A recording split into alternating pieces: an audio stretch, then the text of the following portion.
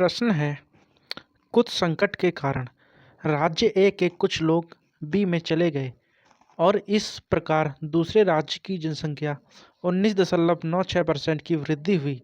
हालांकि बाद में वे सभी राज्य ए में लौट आए। फिर राज्य बी की जनसंख्या में कितने प्रतिशत कमी आई? ये आपके ऑप्शंस। तो इस प्रकार के प्रश्नों को कैसे हल करते हैं, आइए समझते हैं। हमें दिया है कि राज्य ए और एक राज्य बी, ठीक है, राज्य ए और राज्य बी। अभी जो राज्य ए है उसमें से कुछ जनसंख्या राज्य बी में गई है, तो राज्य जो बी है उसकी जनसंख्या में कितना वृद्धि हुई है? 19.96%।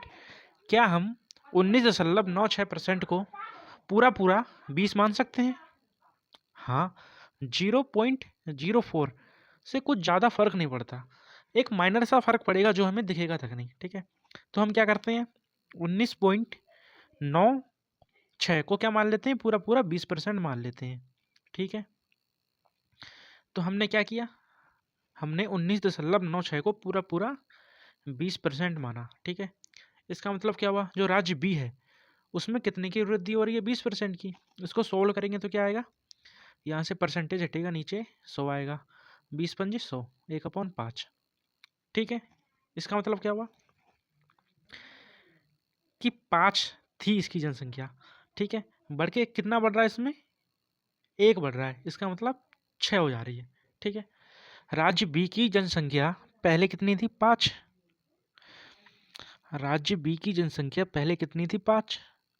फिर जब राज्य ए की कुछ जनसंख्या बी में आ गई तो उसकी जनसंख्या बढ़ के कितनी हो गई, 6, ठीक है।